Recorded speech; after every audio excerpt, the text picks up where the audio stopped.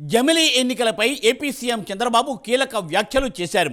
జమిలీ వచ్చిన 2029లోనే ఆంధ్రప్రదేశ్లో ఎన్నికలు జరుగుతాయని ఆయన చెప్పారు. మహారాష్ట్ర ఎన్నికల ఫలితాల ఆధారంగా జమిలీపై నిర్ణయం తీసుకుంటారనే వార్తలు రావడంతో చంద్రబాబు దీనిపై ఇప్పుడు కీలక వ్యాఖ్యలు చేయడం హాట్ టాపిక్గా మారింది. చంద్రబాబు మాటల్లో ఆంతర్యం ఏంటి? అసలు జమిలీ ఎన్నికలు జరుగుతాయా? Let us watch the story.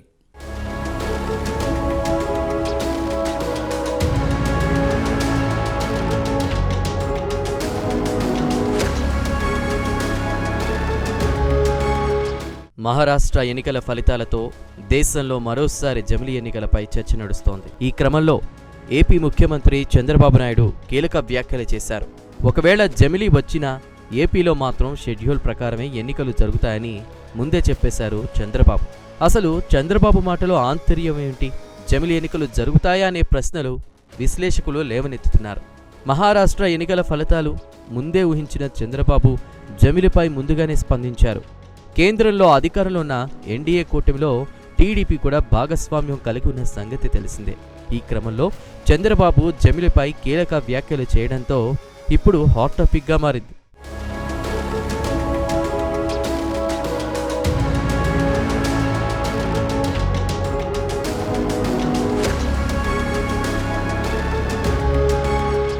జమిలీ ఎన్నికలపై మాజీ రాష్ట్రపతి రామ్నాథ్ కోవింద్ అధ్యక్షతన ఏర్పాటు చేసినటువంటి ఉన్నత స్థాయి కమిటీ మొత్తం 18 సవరణలతో సిఫార్సును చేసింది.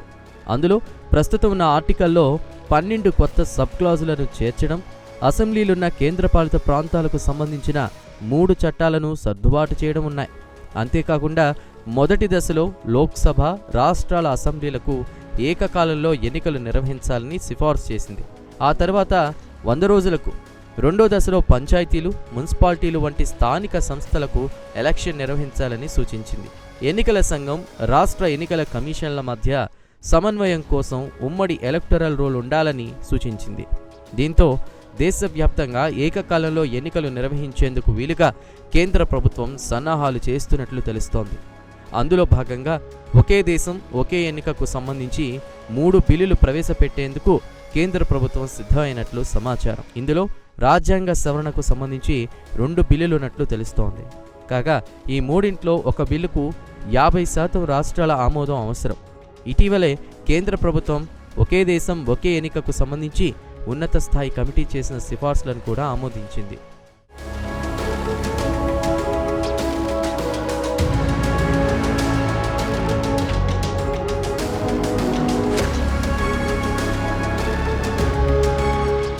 ఇటీవల ఎక్కడ ఎన్నికలు జరిగినా బీజేపీ నేతృత్వంలోని కూటమి విజయం సాధిస్తోంది.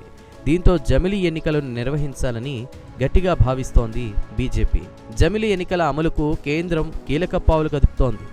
దేశవ్యాప్తంగా ఒకేసారి ఎన్నికల నిర్వహణకు అవసరమైన 3 బిల్లులను తీసుకురానుందని తెలుస్తోంది. వాటిలో 2 రాజ్యాంగ సవరణకు సంబంధించినవిగా తెలుస్తోంది. లోక్సభ, అసెంబ్లీ, స్థానిక సంస్థల ఎన్నికలను ఒక క్రమ పద్ధతిలో నిర్వహించేందుకు ఒక రాజ్యాంగ సవరణ బిల్లును రూపొందించనున్నారని తెలుస్తోంది. ఈ బిల్లు ఆమోదానికి కనీసం 50% రాష్ట్రాల అంగీకారం అవసరం కానుంది. అయితే కేంద్ర నిర్ణయాన్ని విపక్షాలు తీవ్రంగా తప్పుపడుతున్నాయి.